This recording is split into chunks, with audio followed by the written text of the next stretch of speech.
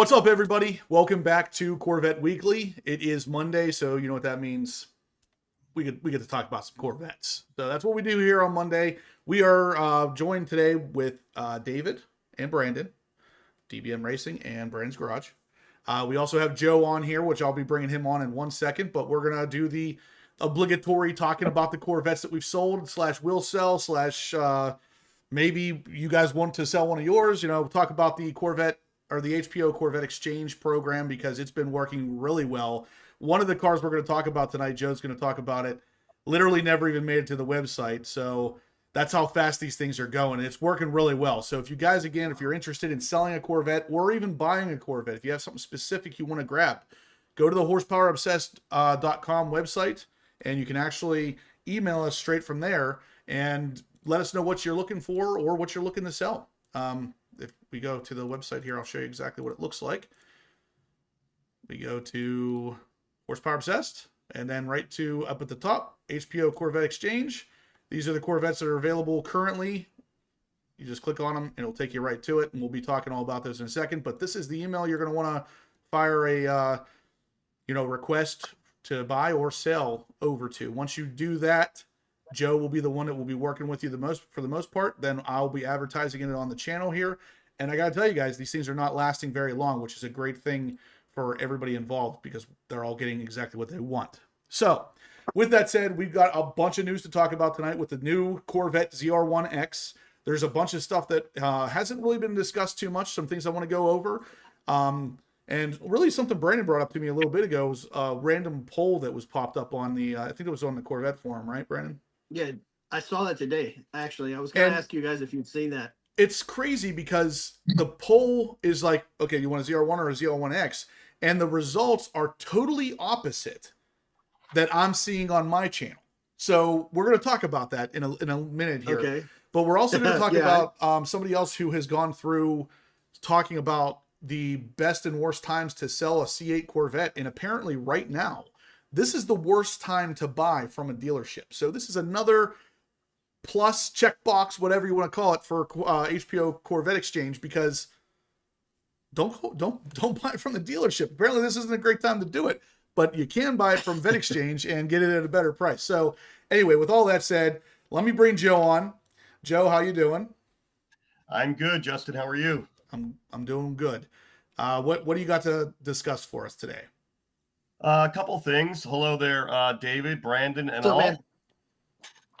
This week, just a couple quick update on this one. So we've had the 2019 ZR1 gorgeous convertible, blade silver. That we mentioned might be sold, is in fact sold. It already picked up, so that has a new home. Wow. Last week we featured a new car, a 2023 Red Mist that went live. This car is stickered about 162 and has carbon fiber almost everywhere. You can read all the details on the site that Justin had mentioned. It's a great build. As mentioned, Red Mist exterior, natural and black two-tone interior. It is a Z06 3LZ. Really a super build. Congrats to the owner for laying out a really, really sharp car. The car can be had on our site for $129 with a sticker of about $162. It only has 1,500 miles, just 1,500 miles, barely broken in. It is ceramic coated, and as you'll see on the site, the pictures are just spectacular. We also have, as we touched on last week, the 700 horsepower 1998 glass black. I call it the Black Beauty. That is back with us. We had a buyer who put down a deposit and unfortunately couldn't close the deal on some financing. So I guess that gentleman's loss is other people's potential gain. So take a look at that one. And then last but not least, that one actually has a price reduction too, Joe. Oh, thank you. Yes. So that was 42. The owner's willing to part with it for $39,995 or $999 actually. $999. That's a good deal. So that's awesome. I mean, you can't even do the motor work, let alone have the entire rest of the car. No. And a reminder, there's 700 horse and over 700 pounds of torque, faster than a Z06 in modern day, which is pretty incredible in the quarter mile. And then last but not least, as Justin touched on, I thought we were going to have a new one to talk about. It looks like it's already been purchased, but if not, I will share it in more detail next week. But for those of you wondering, it was a 2017 red Z06 automatic, and had 9,000 miles on it. So that one looks like it's already going to be purchased. And that's it for now. But as Justin said, if you've got anything you're thinking of selling, reach out. If you've got anything you're interested in buying, reach out. We're starting to be able to do exactly what we said, which is basically find and make buyers and sellers, or like what we just say, Fed exchange. So give us both sides of that, and we'll do the best to find a car or sell your car. So thanks, everybody. Yep. Thank you, Joe. Thanks, Have a good Joe. one. I'll be watching. Thanks. All right, guys. So just like Joe said, I'll reiterate real quickly. If you want to sell a car, contact us. If you want to buy a car, Corvette specifically, contact us. That last torch red C7 he showed, he found it to sell, and before we could even list it, it sold. So these things go pretty quickly for the most part. Yeah, if you're looking to sell, and I've talked to a couple of you guys who probably are going to sell your C8 with us as well. As soon as you're ready to move on that, just let us know. We will get it up, and odds are good it will go pretty quickly. That's typically the way it goes. So anyway, welcome back to the channel, guys. As usual, the month of June is in fact sponsored by Forgelite Wheels. We are going to have Josh on here starting around 8 o'clock, who is pretty much the owner, operator of Forgelite. He's going to have all kinds of insight for these things. So if you have any questions about their forging process, the Magnesium wheels, they just released a new line of two-piece carbon fiber wheels. They're doing all the right things over there. So if you have any questions about their process, why they're a little bit more expensive than the competition, stuff like that, he'll be able to answer all of that for you starting around 8 o'clock. So before then, we got to get into some news because there is plenty to talk about. I'm sure by now, unless you've been living under a rock, you've heard about the ZR1X. And I really mean that. If you haven't been living under a rock, I've talked to some people who could not care less about Corvette stuff. And they were talking to me yesterday at the car show about the ZR1X. Like, they don't follow Corvette stuff at all, but they knew about the ZR1X. That's what this thing's doing. It's creating waves in the automotive world that spread far outside of your typical Corvette community. It's crazy. Chevy is nailing it right now. So yeah. It's funny. One of the surgeons I work with has 6 Ferraris, and they're like big dollars, like, you know, the F12, the SF90, and all that stuff. He messaged me the other day. It was like, hey, do you know anybody? I'm like, bro. Like, no. I don't care how much money you got right now. I'm not helping you. Yeah, right. That's crazy. Being a huge Ferrari guy and having like big dollar Ferraris, he's actually interested in this car. That says something right there. Yep. I don't like how they. I feel like they kind of came a little premature. I know they had to because they're at the Nurburgring. I don't. So like that's something else we're going to talk about tonight, Brandon. Them being at the Nurburgring. We're going to talk more about that because there's actually something to be said about that. But before we do, like I said, guys, Forgelite is the sponsor of the Monday Night Lives here for the month of June. So I already got a deposit from Jay Brazelton. So he's in the lead right now with 20 entries. So if you guys are interested in grabbing another $1,000 gift certificate here, Jay's won twice, and I think Tony won once, if I remember right. But either way, as of right now, Jay's the only one that's entered. So if you guys don't want Jay to be winning his third one, go ahead and enter. Every $10 is one entry. $50 or more is double entries. Let's see what we got in here. So, yeah, Jay actually says, is the Z06X coming next? There is a good chance that we are going to get a Z06X, but I don't know how fast that's coming, nor do I have any idea exactly what it's going to be. I can take an educated guess, which of course is the Z06 power plant with the E-Ray motor up front. But we don't know any of these things. To be honest with you, even the ZR1X was kind of out of left field, so to speak, especially with the release timing of it, just like Brandon was saying. We expected a Zora kind of car, which was exactly what the ZR1X is, but we didn't expect it to be right on the heels of the ZR1 and the fact that like 10 ZR1s have been delivered, and then, oh yeah, here's the ZR1X. Like, just crazy. But let's see. Go ahead, Brandon. If they do that, wouldn't it make more sense to them to dump the E-Ray nameplate and just do Stingray X, Z06X, Right. ZR1? And that's exactly why I kind of didn't think they were going to go with the X initially, especially since Rick Conti was one of the first ones to find it in the GM like ordering system, and it was being called a ZR1E. And I said, no, that makes a little more sense, because then at least the E-Ray name will be, you know, somewhat in the same family sounding. But now that they did X, now the E-Ray doesn't make sense, because the E-Ray should have just been a Stingray X. So do they change it? Yeah.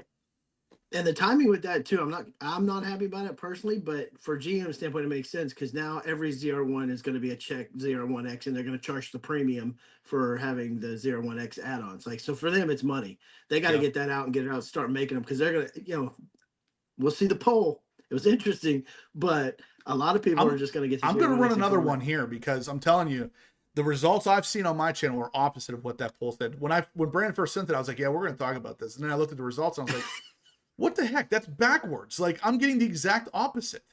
But yeah, I was gonna ask you, because I saw it today. Like, I was on the forums. I didn't know Brandon didn't see it, but I saw it today. I was gonna bring that up tonight, because I was like, okay, like, all right. Like, a lot of the guys that follow you are more of the Z06 purists. Yeah, crowd. and that's what I'm thinking too, Brandon. Bit of a bias towards that side of the poll, just because they seem like more the purists and Z06 guys. Because that's, I mean, let's just be honest. I feel like, in a way, you're kind of more of a purist when it comes to the Z06 as well. And so I think for that reason, followers are that same way. So I think maybe your poll might be biased in that direction. Maybe that poll's a little less on a forum, and it's just a ZR1 forum. I don't know. I think you got it right on, because there's really no other explanation. But it's interesting, because I don't know. It almost doesn't make sense even with that said, but at the same time, I think that is what's going on. I do want to touch on this question. Lewis asked, hey, Justin, or anybody with comp seats, are the bottom bolsters also adjustable as well? They're not. No, the bottom bolsters are kind of locked in place. Just the back bolsters have, like, I think they call it an air bladder that kind of tightens around you if you want it to, but the bottom ones are not adjustable. Yeah, there you go. Chopper Larry, Z06 fanboy and proud. All right. Yep. Yeah.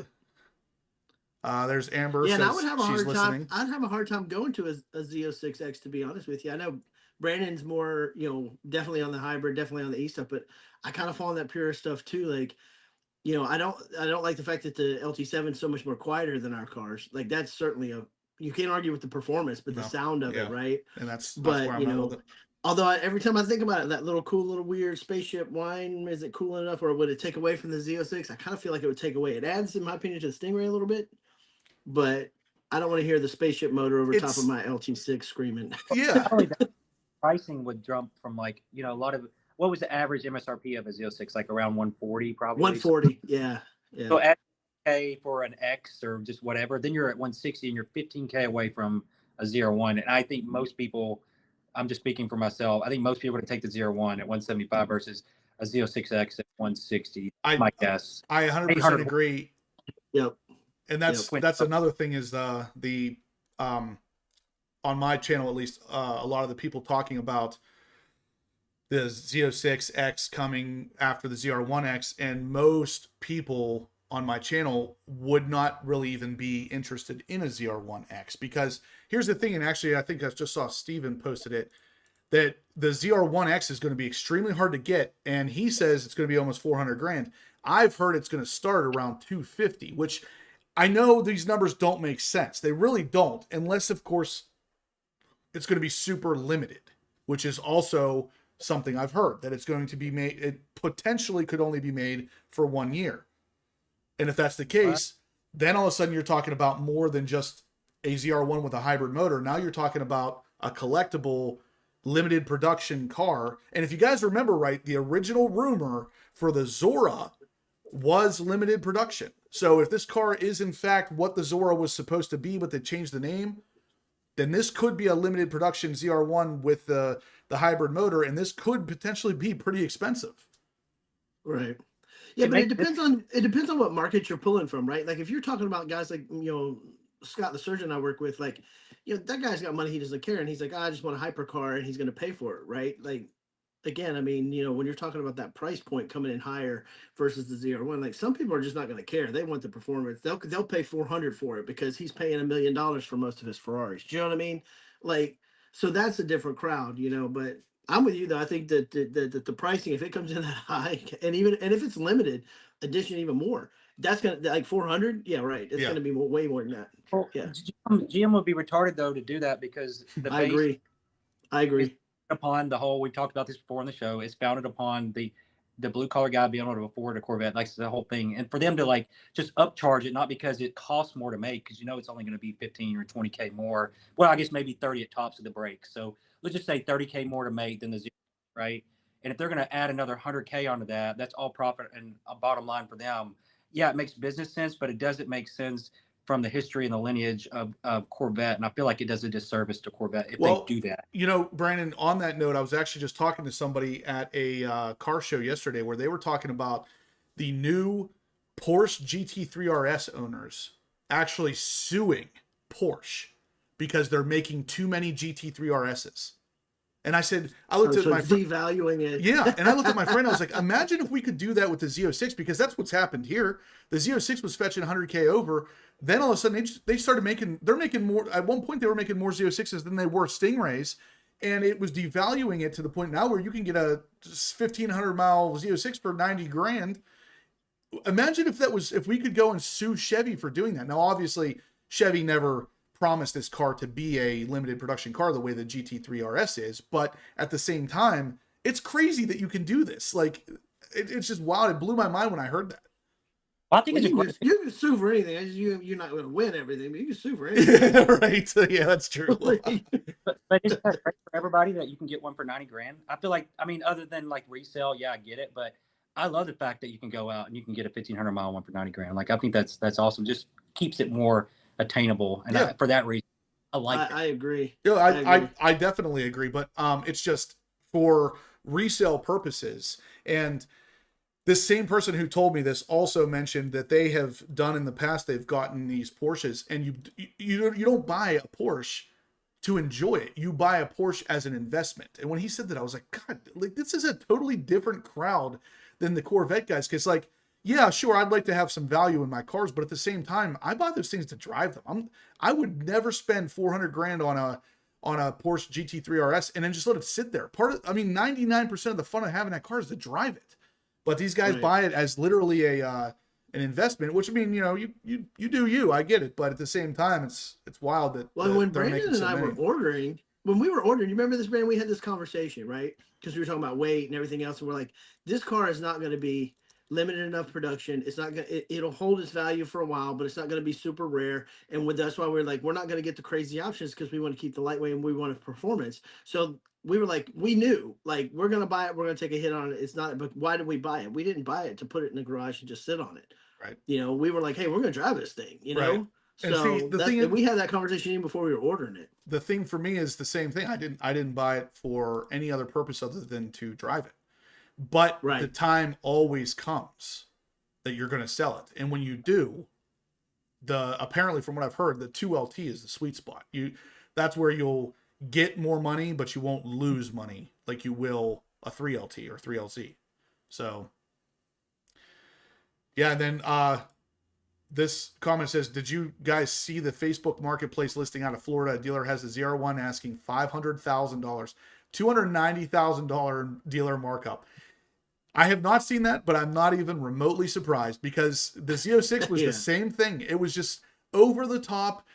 Actually, I remember one of the Z06s. 100K. It was selling on eBay. No, the guy had it listed for $800,000. And I very highly doubt he got anywhere near that. But his listing got a lot of attention because of how much he was asking for it. So I bet you he ended up getting more over than just some guy asking 100 over.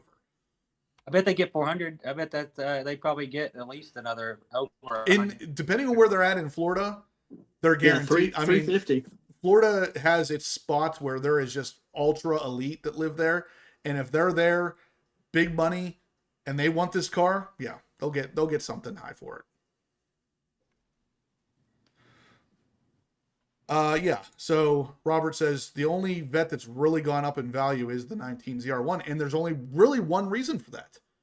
It is the limited production. So if they make the 26 ZR1X limited production, there's a good chance. I mean, as limited or more limited than the 19 ZR1, there's a good chance that that car ends up going way up in value too. It's all about production numbers. The same reason why the 2025 Corvette ZR1, for those who were lucky enough to get one, will go up in value because it has nothing to do with the options. It's all about how many they made. And so far, I've actually heard that there's a good chance that they've made less than the 302 that we originally talked about. So if they're under 302, I mean, that's way more rare than a 1901.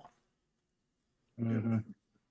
Yeah, and it is. And look back in history, those are the cars, like, it doesn't matter, Corvettes, Mustangs, Camaros, or it's those low production year where it's a half year or something gets messed up in the production, they don't actually make it. Those are the ones that hold their value or, appreciate. Yours with the 2019, I mean, that thing, it'll eventually get to a point where it gets to be absurd money where nobody's going to pay it unless you're absolutely just a collector like Hendrick or something. But at this point, like, I mean, look where you get one for 140, 160. Now they're selling for 400. Like, that's madness. That's amazing. Yep. So let's talk about the first little bit of news here, and we're already kind of discussing some of this, and that is the E-Ray sales potentially being helped out by the ZR1X. Now, obviously, me and Brandon and David have been talking about this already with the ZR1X and whether or not people are going to be interested in that. But let's just say, for argument's sake, the majority of people buying a ZR1 are going to be more interested in the X than the regular ZR1. Does that then, number one, educate people on exactly what the E-Ray is? And number two, does it push more possible traffic to lift the E-Ray sales? Yes. I personally think it will, because the biggest problem with the E-Ray from the very beginning, I believe, was advertising, and specifically telling people adequately what this car was, because with the name E-Ray, they are assuming this is a fully electric car. And I've heard it multiple times from random subscribers talking about how they would never drive an electric Corvette. And I said, well, the E-Ray is not exactly what I would call an electric Corvette. It's electrically assisted, maybe, but I do think that this is going to help sales of the E-Ray a little bit. Now, the reason why I say a little bit is because at the end of the day, the E-Ray is nothing like what the ZR1X is going to be. Nowhere near the power, nowhere near the craziness overall. Plus, it doesn't have that E-Ray or that ZR1 name. Plus, the E-Ray name, I think, was the other problem with that car. Aside from the fact that people thought it was electric, the E-Ray name just didn't make sense. Now, if they had called it a Stingray X, it might have done better. I think it probably would have. I think it's easier with the X than it is the E-Ray. It's just, you can't get the E out of their minds. You just can't. Yeah, the E kills it. And again, too, like, it's such a great car. Like, if anybody's ever driven one, like, you can't deny how good the car is. Right. Like, it really is amazing the amount of performance you get. I think if it was priced, price was the next issue. Yep. That would have been money. But see, most people have never experienced an E-Ray. Most people have never experienced it. And if you've ever experienced it, you can't deny it's an amazing car. And like, you just can't deny it. That's kind of the other thing is my review of the E-Ray. The whole time throughout that review, the only thing I kept saying is that this car at $10,000 to $15,000 less, they would not have been able to make enough of these. But it's the price is just too close to the Z06. They marketed the Z06 so much better, so everybody wanted the Z06, and they all looked at that price and said, "Well, for that price, I'm just going to get the Z06." And that kind of goes to your argument. I think it was Brandon, one of you two, said about the Z06X being so close to the ZR1.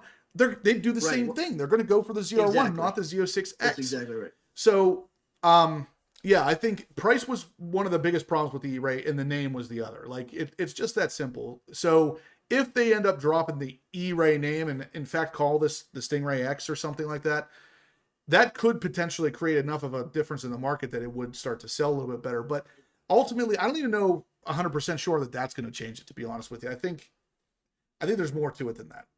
But, yeah, honestly, they could have done, if they had done it right, Mike says, it should have been the Z06X, not an E-Ray. If they had done it right, because if you think about how quickly they announced the E-Ray right after the Z06, it would have been the exact same thing they just did with the ZR1. So we would have had the Z06 and then a Z06X right on its heels, and then the ZR1 and then the ZR1X right on its heels. Right. Then just don't even make an E-Ray. And then you have, I bet you have a much different story at that point. That's a good point. That's a really good point, Michael. I hadn't even considered that. That is a really good point. Then there would be there would have been that negative misnomer or whatever that goes along with E-Ray. Then you would have had 670 horse in the back, and anybody bitching about anything about the sound can't bitch anymore. Right. Exactly. All those problems are gone except for the cost. The only thing would be there would be a huge gap between a Stingray and a Z. I guess the gap would be like 20 grand or whatever for a 3LT versus like, you know, 06 1LT. And that depends on how they're going to do this, because the ZR1X, like I was saying, I've heard rumors that the car is going to be between, I've heard 249,995, and even at 250, that price doesn't make sense because the ZR1 starts at 175. How are we getting 75 more grand just for an electric motor and maybe bigger brakes? Like, that's not 75 grand worth of stuff. So where's that price coming from? But now I'm hearing from Steven just now that he's saying he thinks it's going to be 400. Like, the only way that happens is if this car is super limited and it's impossible to get. That's the only way. The only way it's 400 is if the dealers make it 400. GM is not going to make it. Yeah, that's what I'm thinking. Yep. 250. And that's the thing too, when you're saying, like, somebody said in the comments, I don't know who it was, great idea. So they could have done with the E-Ray, the Grand Sport, and then they could have done the X and had the title. We could have said GSX for short. Like, that would have been cool. Yeah, that would have worked. That would have sold. That's another thing I've heard a bunch of rumors of that there's possibly a Grand Sport X that is going to effectively replace the E-Ray, because what it's going to be is exactly what a Grand Sport's always been, with a hybrid motor. Wide body with a V. Yep. So there's your Grand Sport, and if you remember, actually, I'd have to pull up the video, but we did a live video on this. I think it was the live video I did with Street Speed, which would have been close to 2 years ago, where we were talking about the fact that the E-Ray was not going to be a car that was going to be sold for the run, the entire run of the C8 generation. Eventually, it was going to be faded out, and that would be the way to do it, is to just drop that name completely off, maybe leave it for a year gone, and then bring back a Grand Sport X, and then not only does the naming scheme fit, but also people are going to be more interested in it because they're not going to think it's an electric vehicle. Well, not only that, remember, these cars have to go to a GM dealer. So you can't have a 400K car and these people taking it to the GM service techs. Like, that's just not going to work. The problem we already have with the Z06 by itself, and then you're throwing in the ZR1, and now you're throwing in ZR1X. It's just, there's not a maintenance service line that's capable of a $400,000 car. The most expensive cars GM has are the Escalade V, the Hummer EVs. Those are all sub like $160,000 cars at max pricing. And so that's just kind of where the top of the service line is. And so I just don't feel that GM has the capability of charging that much per car and then being okay with them walking into the dealer and getting, K-cups or whatever for their coffee, when you can go to BMW dealerships and get like royal treatment. It's just, it's just not the same. Well, I wonder where Jeremy, if he's in the comments, like, his car's a carbon fiber wheel car. Like, where do you take your car to? Like, I wouldn't trust any GM dealership with my carbon fiber. I mean, I'd take them to the Porsche dealer you got your GT3 RS from before I take them to the GM dealer. Guys, if you could, we got 230 people in here watching. If you could smash the thumbs up button for us. We'd like to get to 200 by 8:30 would be really awesome. We got 230 people watching almost. Smash the thumbs up if you're liking the content so far. We got a lot of ZR1 stuff to talk about. $1,000 gift certificate to give away from forgelite. Josh from forgelite still going to get on here in a minute and talk to us a little bit about what makes their wheels so freaking awesome. But again, $10 for an entry, $50 or more is double entries. I've got a couple people already entered here. I got Jay, Alex, and Anthony, and that's what I got so far. So if you haven't entered yet, be sure to jump in on this, guys. These were awesome wheels. You could potentially save yourself $1,000. Justin, put me in for 200, sir. 200. Okay, this guy, David. Dethrone Jay for his hat trick, David. I'm trying to. I missed last week because I was so busy at work, man. I was mad. So David's in that. He's leading the pack at 40 entries right now. So one comment I did want to mention, I did want to touch on here real quick, was Riptide Rick saying that the green doesn't look very good in this picture, and it doesn't. I totally agree. I thought the same thing when I pulled this up. This is the same green that is on the thumbnail. So if you click the thumbnail thinking, that's a nice looking ZR1X, that's the same green. And that's how much that color changes depending on the lighting. So on an overcast day, it looks like that. In a real bright illuminated room, it looks like what the thumbnail looks like. So definitely interesting how much that color changes. But red, I like that too. Red mist kind of looks kind of more maroon, like dull. Same kind of deal, you know, the pearl and stuff. Carrie Block says, Justin, I think you said you have an allocation for a ZR1. Yes, I do. Does that allocation cover the ability to get a ZR1X? No, it doesn't. So no. Now, this is something I talked about in a video earlier about the details of the ZR1X that we all missed. It is not a check option box. It's not a checkbox option for the ZR1. Now, this is not my opinion. This is coming from the people in the know. Now, right off the bat, the very first person that told me this was Keith Cornett. I actually had a phone call with him the other day where he told me where he heard this from. And this isn't Keith Cornett's opinion either. This came straight from Josh Holder. He said, they're two separate sets of VINs. They are not the same car. The allocation process will be different. They are two completely separate models. So if you want a ZR1, you'll be over here. If you want a ZR1X, you'll be over on this side, like completely separate. So as of now, if you were to call a dealership, they haven't been told this yet. If you were to call a dealership, the odds are good a dealership's going to tell you, yeah, they're the same allocation. It's not going to be. Criswell told me that in an email. I actually have an email where Criswell said, yeah. But I think they're just saying that to cover their bases right now, and it's going to come out later that that's not the case. But yeah, I mean, straight from Josh Holder says it's two separate cars, two separate models. So I'm not one to argue the points with the people who know these things. So if that is the case, which I don't see why it wouldn't be, that they're going to be two separate cars, two separate models. In the beginning, I'm one of the very first ones that talked about the fact that I thought the Zora option was going to be a checkbox. So here I am telling you, it's not going to be. If anything, I would want to tell you that it is so I could say I was right. It's not going to be. Well, also remember with the E-Ray, how low the production numbers were for a long time when they first rolled it out. And I would imagine the ZR1X is going to be the same way, where they're going to have a bunch of ZR1s being made and then a very low number of the ZR1X. Yeah. And so it's going to make that just by volume, sheer volume, you know, markups and all the unattainable part is going to play the X. Well, and when Nate got his, how many had they made? When Nate got his, like 500 or something. That's all they'd made. It was under 1,000. When Nate actually got his hands on his, they'd only actually made 500 so far. It's crazy. Yeah, and Aaron says that's a marketing misstep. Should be a checkbox. So much opportunity to have an X option for all models. I totally agree, and I think eventually it might get to that point if they do in fact decide to make a Z06X. Then all of a sudden it's something that should be a checkbox. But it's really odd to me because I would have put money, just like I said, I would put money on the fact this was going to be a checkbox performance item. I said that almost over a year ago at this point. So for it to not be, number one, doesn't make a lot of sense to me on a couple different levels, but the biggest reason is exactly what you're saying, Aaron. It's now even more difficult to market that car because ultimately the only thing different is the hybrid motor up front. That's it. So why would you want to totally separate marketing from the ZR1 when in reality that's basically the same car with a motor, hybrid motor up front? Yeah, and actually Brandon got the email, and I know you heard of it, but like when I called too, because Brandon and I had this discussion, like 3 or 4 nights ago, Brandon, something like that. Like Criswell told me the same thing, that, you know, my allocation is not going to be till later next year, but they were like, hey, if your number comes up and you want an X instead of the ZR1, you can choose at that time. But I don't know how they're going to do the allocation with that or how they're going to do, because, you know, that's what they told us. But then again, like, are the ZR1 allocations, they're coming differently than the ZR1X. So how's that actual list going to work? Like, I mean, there's so much to that, you know what I mean? So I don't know, but they did tell us that because they told me the same thing. Again, everybody's got a different opinion at this point, but yeah, he got an email and I actually talked to him on the phone. So the sad part is that a lot of the times you'll talk to somebody at the dealer, salesman, I mean, even the guy who owns the dealership, and they don't know anything necessarily more than you do, because they only know what GM's told them, and they fill in the blanks just like we try to do.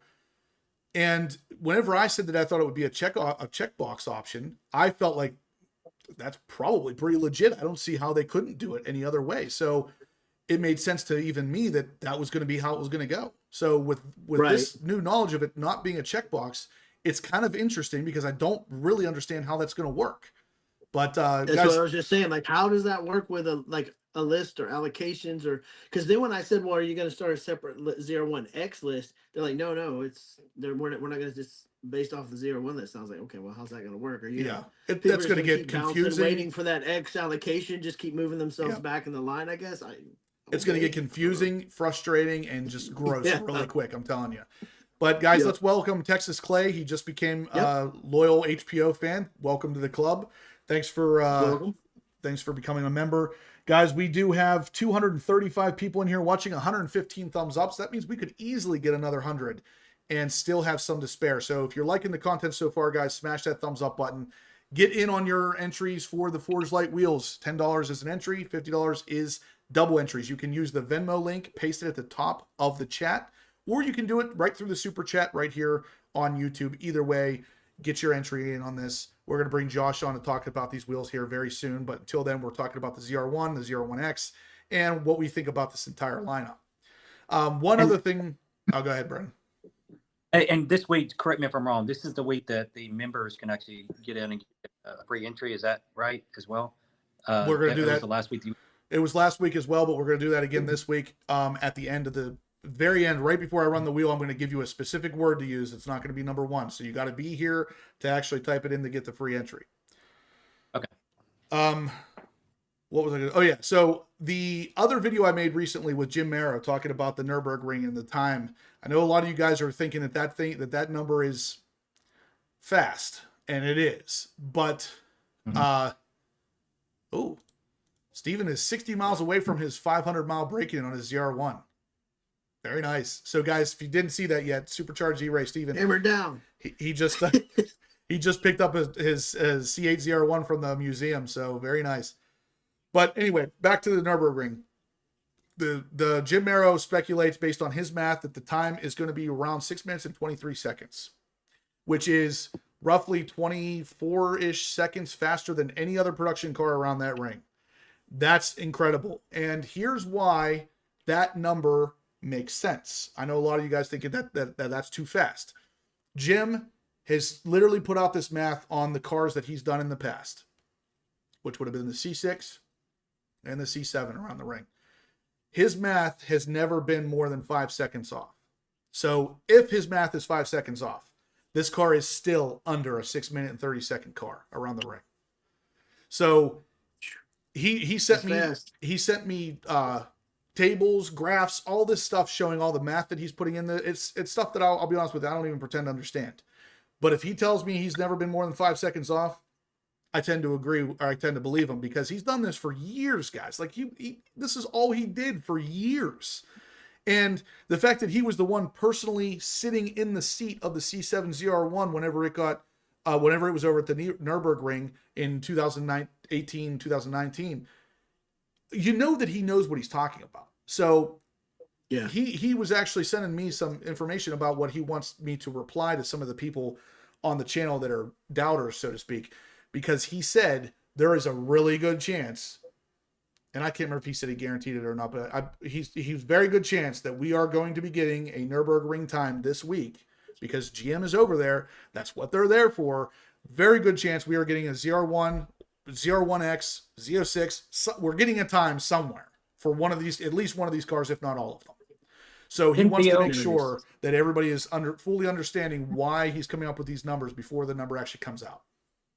Well, and until you had mentioned you were meeting with him the other day, I mean, I've been looking since I picked up that C6 Z06 that he does custom calibrations for those cars too on the mag ride, on that stuff. So, and again, like, you guys want something other than C8 content, I'm giving it to you. Check out the video. I just got a C6 Z06, a Centennial Edition, and I got lots of plans for it. But that really got me fired up, because I'm like, oh man, he's talking to Jim Marrow. I got to get in with this guy and get his calibration for this car, because he does that for the ZR1 too, right, Brandon? On the C6s, he does the calibrations for that too, like custom.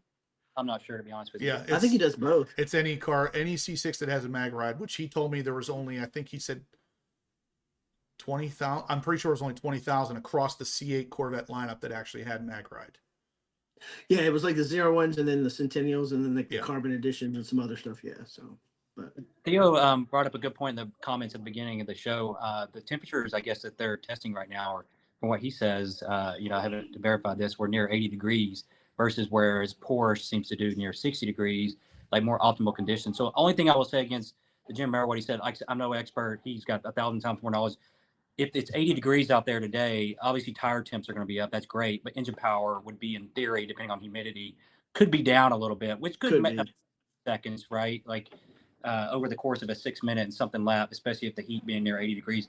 So my only thing would be, that I'm assuming the number that he brought out was optimal conditions, 60 degree perfect track conditions. I'm assuming that has to be adjusted somewhat based on a hotter day and those. No, so we talked very in depth about this on that video, and that's why the video was so long. It was almost 45 minutes long.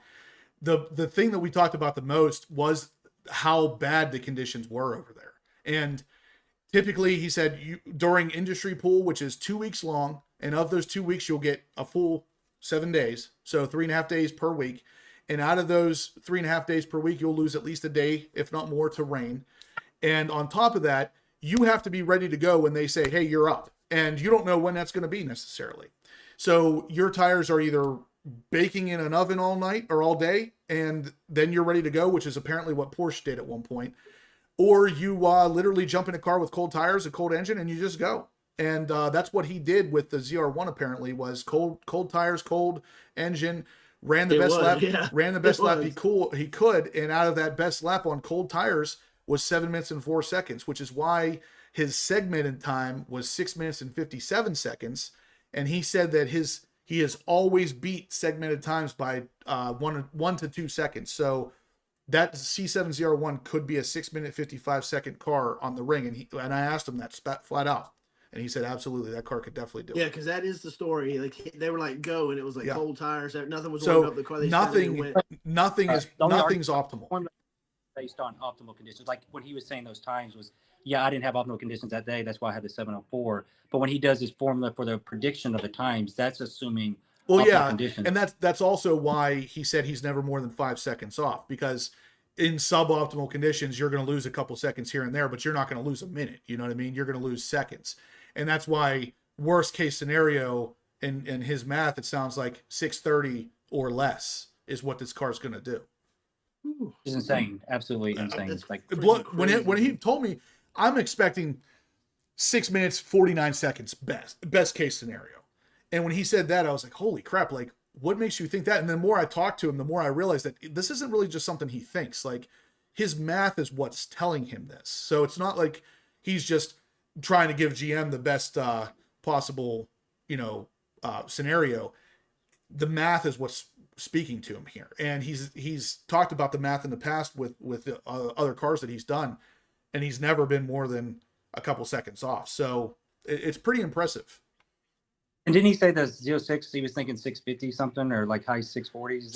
658. And it's funny because if you rewind a couple live videos ago when we first got that number, I kept saying 659. I felt like the car was a just barely sub 7 minute car. He said 658. And I still believe that. I still think the C8 Z06 is too good of a car to not be sub 7. Even if it is just barely, it is still it's got to be sub 7. Yeah, definitely. That lap breakdown by Misha. That's another reason. There's so much left on the table. He's literally a second opinion to this, and another guy who frequents the ring enough to know that if he's saying it's sub 7, and then here comes Jim Merrow, who's lived on the Nurburgring for years, and he's saying it too, there's got to be something to it. Yeah, because then Mishra, he did segments too on his, and that's what he came up. That's how he came with that. That's what he did too. Yep, he did the segmented sections. Yep. So again, guys, I don't think I've gotten any more entries for the forgelite stuff, but make sure if you want to get in on this, we are going to be spinning that wheel tonight. So if you want to get in on the last chance to win $1,000 gift certificate to forgelite to buy a set of forged aluminum wheels, forged magnesium wheels, carbon fiber wheels, whatever it is you want, they have a great selection. And these are the same wheels I have on my car, guys. If you guys didn't know what it is that forgelite has, if you've ever seen my car, those are the wheels I have on my car, and that there's a reason for that. I could go with pretty much any wheel company out there. forgelite is by far the highest quality wheel company that I've ever worked with. So keep that in mind. I've never seen a wheel of that quality. Yeah, and again, forgelightwheels.com. You can go to their website. These are their new carbon wheels. And then, of course, the magnesium wheels here, which if you look at the MGO ones, those are very similar to my SV00s that I have in my car, which is right here. That's the same wheel I have on my car. You could come here and literally save $1,000 just for a couple dollar donation here. So definitely think about it, guys. Worst case scenario, spend a couple bucks. Looks like we have 225 people watching, 143 thumbs up. Let's keep rolling with those thumbs ups, guys. Let's get those things moving. I haven't seen a hot minute. Have we seen Shane in here? Normally he's on the likes. I haven't seen him in probably 3 or 4 weeks. I feel like. I think he's working one of his like 8 extra jobs. But yeah, he's as bad as me. He really is, actually. He might be worse than you. He called me the other day and I was like, "What are you doing, Shane?" He goes, "Oh, I'm sitting in a McDonald's parking lot working security." I was gonna say I'm working. Yep. What are you doing? I don't think I've ever talked to him where he's not working. All Yeah, right, Mr. O, I got you in for 20 entries. So right now, guys, looks like we have 1, 2, 3, 4, 5 entries. Well, 5 people with varying levels of entries. So you got a good chance of winning this stuff, guys. So what if GM comes through, they do the testing on the Nurburgring, and the ZR1 posts a faster time than the ZR1X, which is a possibility. What if that happens? What does GM do from a marketing standpoint? They have to release the data. It's they fair. Cash in on both. I was going to say, first off, they do not have to release the data. Second, there's almost no way that the ZR1X is going to do a better time than the Nurburgring than the ZR1 because of the fact that that battery will eventually die throughout that 13-mile course or whatever it is. So once that dies, you're throwing around extra weight for no real reason. Now, on a smaller track, all bets are off. But basically, at the bash, I think it was Keith Cornett asked that question to probably Josh Holder. I don't remember exactly who it was. And Josh said that the ZR1X will be faster on some tracks and slower on others. And I'd have to imagine that's what they meant. It's be interesting. I'm wondering how much difference there's going to be. That's what's going to be really interesting. Well, the electric motor provides power higher up speeds than the E-Ray. It's like 160, right, for the ZR1X? Yeah. Yeah, so that'll make a difference too, because if it cut out at 130, this 30 miles an hour, that's a lot of extra weight from 130 up to 180, 200. You know what I mean? That's a long way to go. So, and we don't have the torque curves of that yet, because even though they're utilizing the same battery pack, but they're using more of the battery, right. Like at 130, it's like 100 horsepower. The other thing is, hopefully too, it's better. And again, I love the E-Ray. It's better than the E-Ray on the track. Better watch, you're gonna David. Be trying to you got to recoup that energy. You have to keep going in and out of the recovery mode to maximize your recovery. Whereas the ZR1 is just go. So that may affect it as well, man. You know what I mean? Where you're actively doing something else other than just driving at your absolute maximum. And you know imagine driving at the max at the Nurburgring of all tracks, and also having to remember to press a button every now and then. Like, it's going to get interesting, but regardless, these guys are way more professional than any of us are. So I'm sure they'll figure it out. And the moisture is 100%, and then you got the ZR1 that relies on DA for horsepower output, and then you got the ZR1X, which the front motors they don't care what the density altitude is. Obviously you can see scenarios there where certain conditions, like you said, Justin, certain tracks, I could see where the ZR1X definitely could be a better choice because it's not going to be affected by that. You're going to have a set that basically roughly 200 horsepower in the front motors is going to be there regardless. Right. So that's a good question. So in our testing, Brandon, I've got a question for you. Okay, all the testing we've done, do you think the turbos are going to make it less sensitive to the atmosphere? Because the difference on the LT6. I mean, bad air is the difference of 40 plus horsepower we've seen on the dyno at the tires.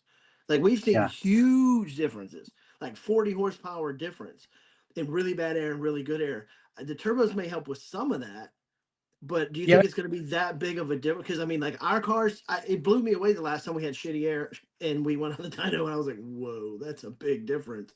I think the turbos will help with some of that, though, right? I mean, yeah, and also too, they didn't see problems with heat when they were doing the test runs. I guess at Road America or whatever. Yeah.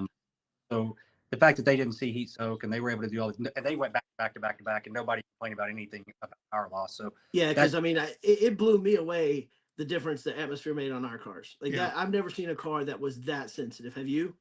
No, I lose a second 60 to 130 if the DA goes above 2,000 versus I mean, and it was like 40 plus at the wheel, maybe more, like almost 50, maybe. It was a lot. It was a lot. So Aaron AARPM says that the battery on the E-Ray he drove at NCM track wasn't keeping up very well under the constant demand. And that's, again, you know, say what you will about me and the E-Ray, but this is why the E-Ray was never marketed as a track car, because it wasn't meant to hold up on a track. Will it? Maybe, depending on the size of the track, but that doesn't mean you can grab an E-Ray and then yell at GM because it's not holding up under a track use. Like, that's not what that car is built for. You know, though, what I will say I'm kind of disappointed with. Now, everybody loves the ZR1, the ZR1X. There's one thing I'm disappointed with the ZR1X.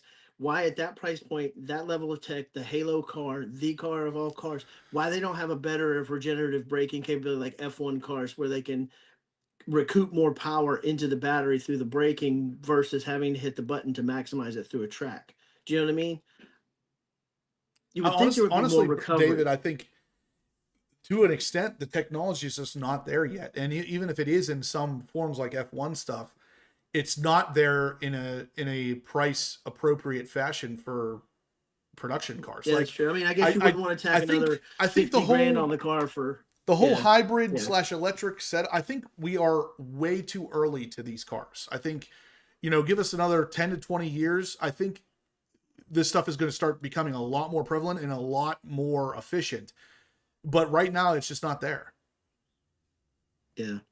Well, and again, if they did have it too, what would the point be of slapping another 50, 60 grand on it, you know, just for that one ring time? I don't know, man. Yeah. Like, but that was the other thing, because even with the E-Ray, when those, like, when the Lightning Lap and all that came out, they were saying how it was really hard to manipulate the recharging, because it was just like you said, you're going and you got one more button you have to be worried about. So, well, I had somebody just the other day ask me if I've ever tracked my cars, and I said I've had my car on track 3 times, and they were like, well, how come you didn't make a video out of it? And I'm like, I can give you a list of reasons. Number one, I'm not there to break any world records, but number two, and number one, I'm tracking my car. Yeah, and number two, I want to focus on doing the best I can on the track and driving my car home that same day. Like, I'm not going to be sitting there holding the camera, you know, putting it on the windshield where it can fall off in the middle of a lap, and I'm messing with that. Like, I haven't filmed any track driving because, number one, I'm just, if it's not breaking records, I don't think it's entertaining content.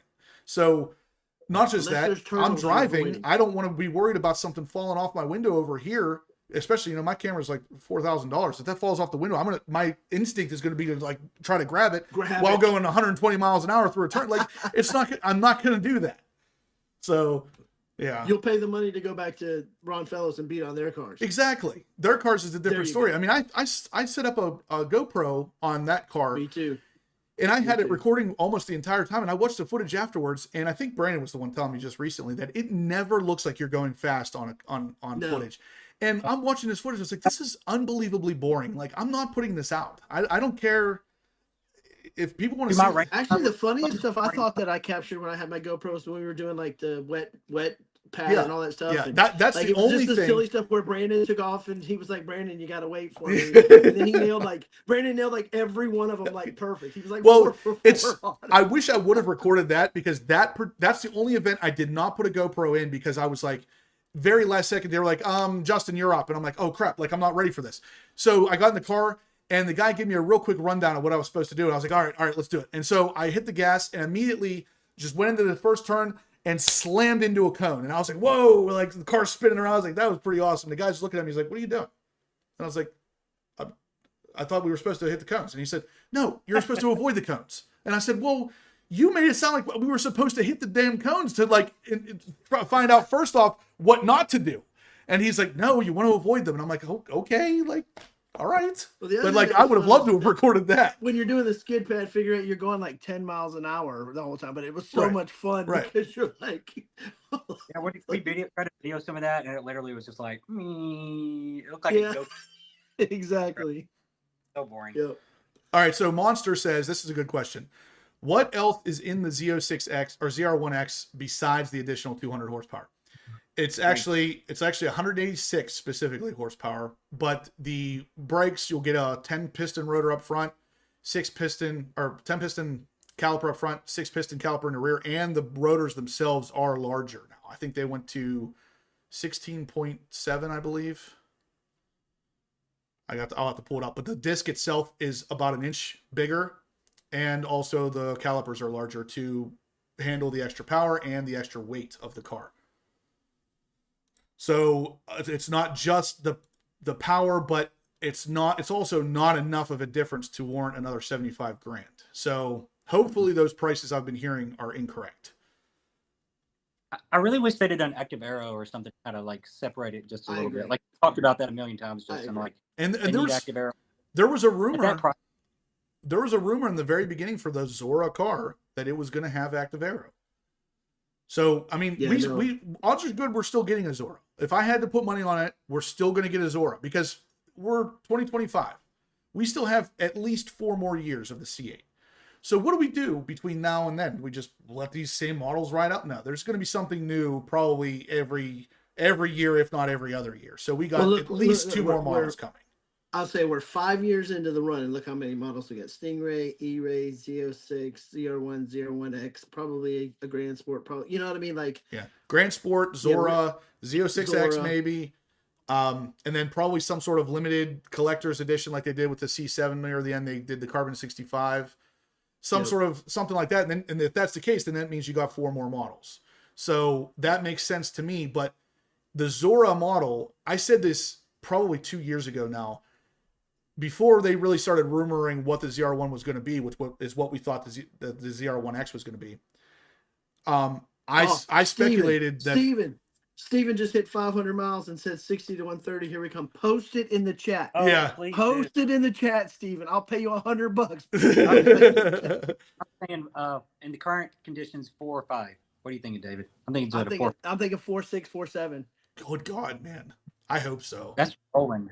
Yeah, I hope Oh, it's Steven, you have to do it, dude. Put it in the chat. Yeah. Definitely do it, Steven. That's awesome. I think he's got one of the new draggies too. That He brand new does. Yeah. I Anyway, guarantee you it's with him. before he posts that, I was talking about the fact that I think that the ZR or the Zora model may end up being full electric. I hope, trust me, I hope I'm wrong, but it makes sense because where do you go from 1,250 horsepower? Where do you go? How do you make the next model big? Well, if you did it Tesla Plaid style, you could get 1,200 horsepower out of it. That's what I'm saying. I mean, you could. I say you lose weight. That's the only thing you can do. You make a stripper model with maybe active arrow, And like track. Initially, I really thought that's what the X was going to be. Was going to be the same ZR1 we have now with things removed, like thinner glass, maybe removed, option as to remove air conditioning, radio, seats, stuff And to they do the door handle pulls like the GT3s and stuff. Yeah. Stuff to really drop the weight. Yeah. I mean, I was looking at that would actually be a really cool Zora, actually. All carbon fiber body, just copy the panels. Anderson's already doing the composite panels anyway. Anderson's doing it, yep. That's true. Copy it.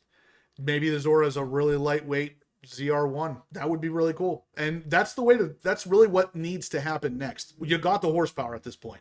You don't need more than 1,250 horsepower to make this car an absolute rocket. What you do need, though, is to reduce the weight because I've already heard reports that the curb weight of the ZR1X is likely to be over 4,000 pounds. That's way too heavy for a Corvette. Mm-hmm. Well, they're already copying kind of Porsche 911 anyway with all these different models, so it would make sense that they do a YSOC package. We talked about this before. Yeah. Some sort of racing package. I mean, that would make it'd be cheap for them to do. It actually costs less. It doesn't cost them any more for the most part, except for the thinner glass stuff and those kind of things. Yeah, if you did a Zora that, like you said, was like a YSOC, that would be actually very interesting. That would be a lot of fun to watch. And then it's called the ZR1 Zora. Yeah.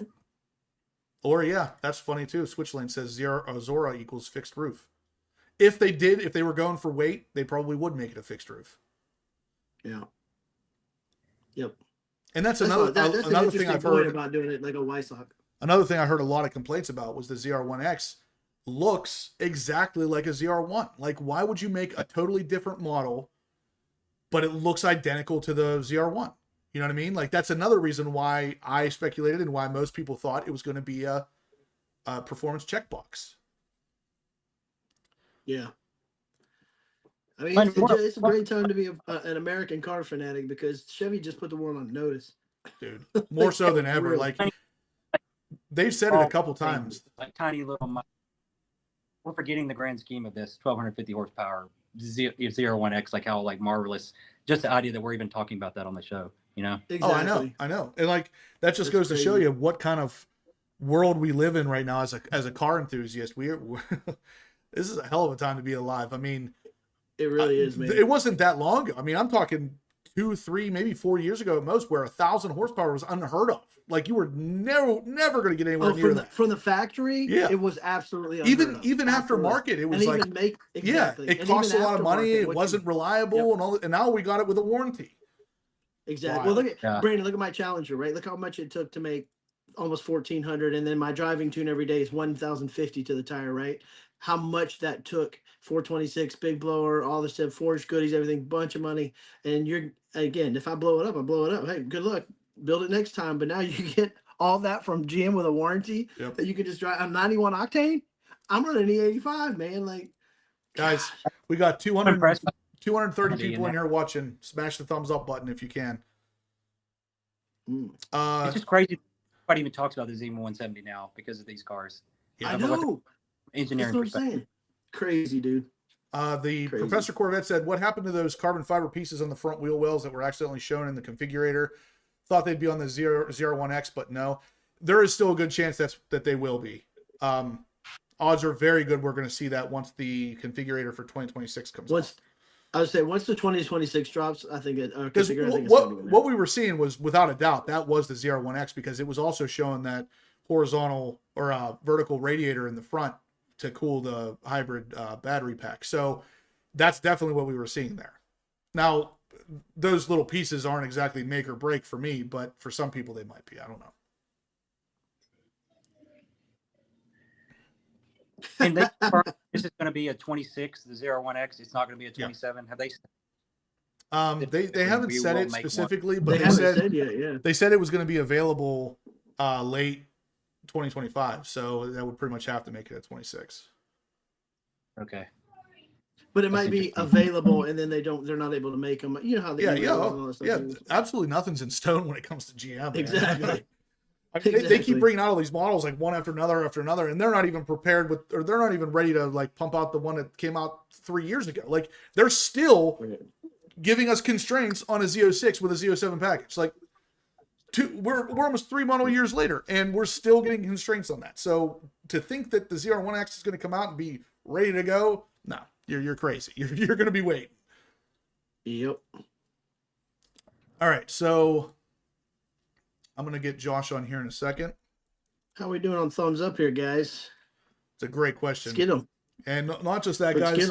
If you want to get in on this giveaway, now's the chance. I'm going to have Josh come on here, talk to us a lot about the wheels and what makes them so awesome. But before I do that, you want to get in on this giveaway because we're going to run that wheel pretty much right after that. So don't wait.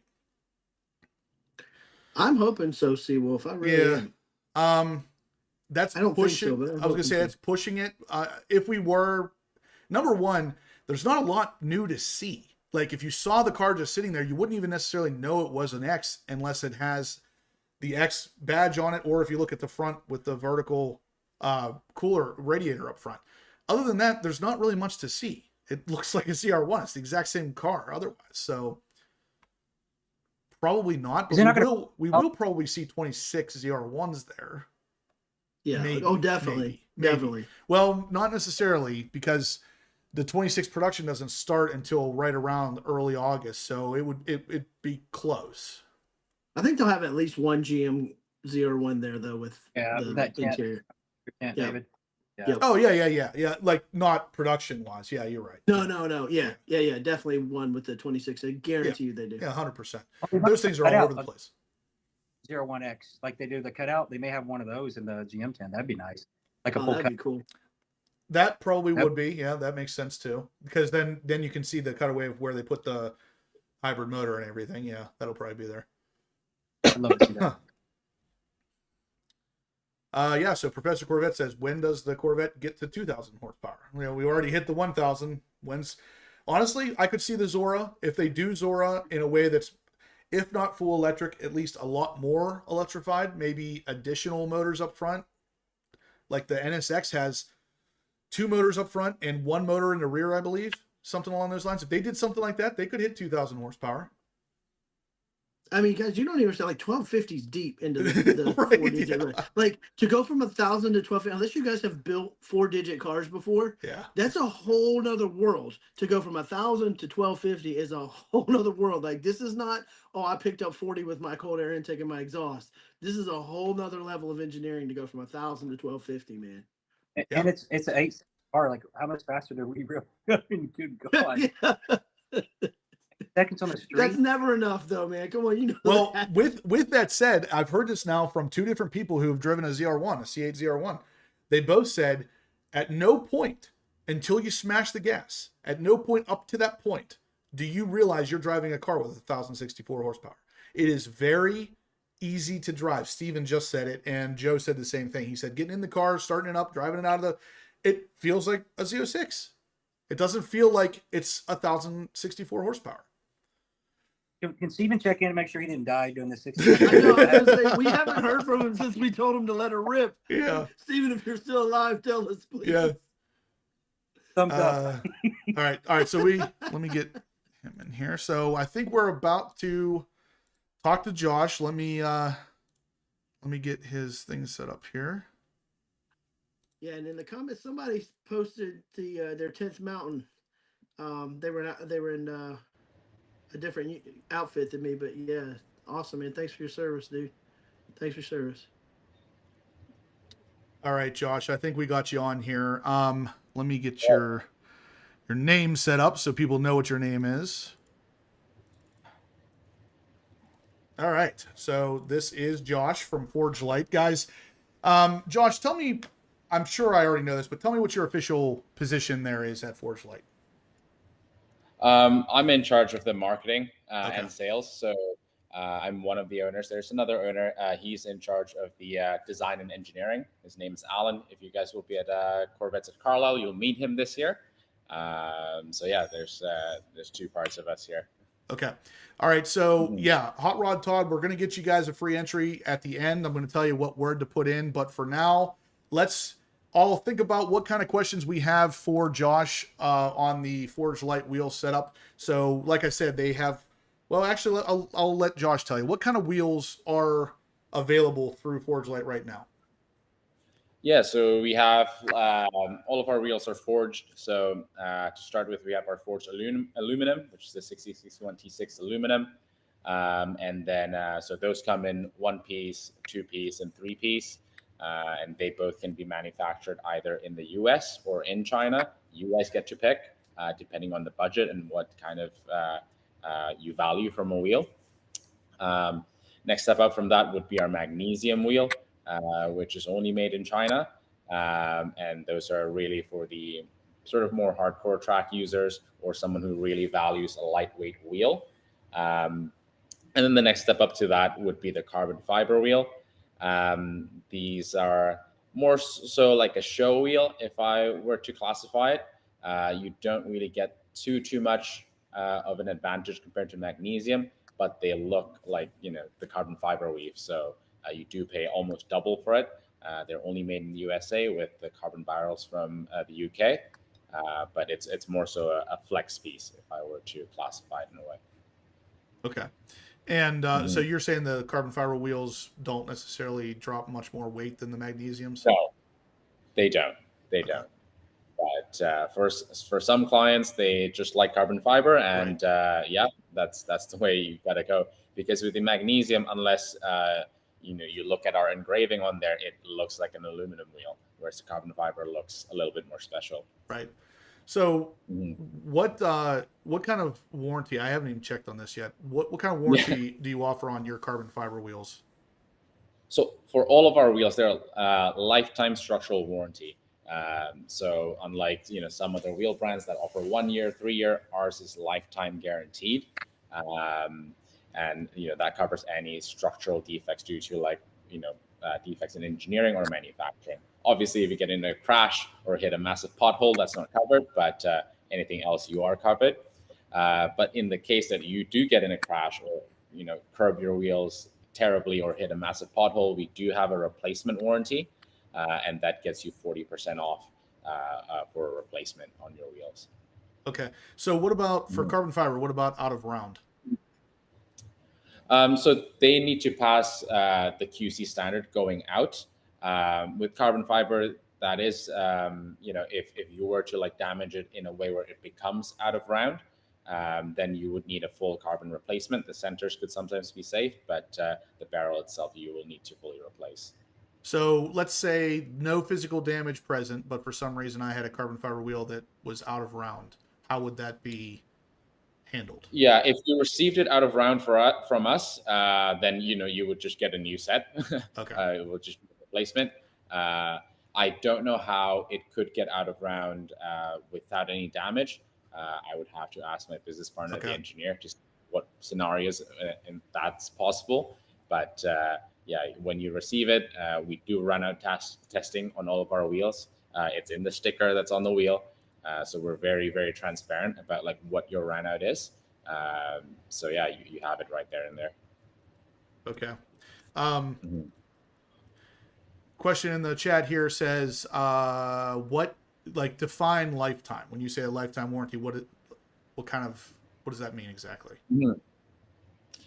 That means, as long as you're the original owner of the wheel, it could be 5 years from now, 10 years from now, if you keep your car that long, and something goes wrong with the wheel, we'll replace it. So it has to be the original owner.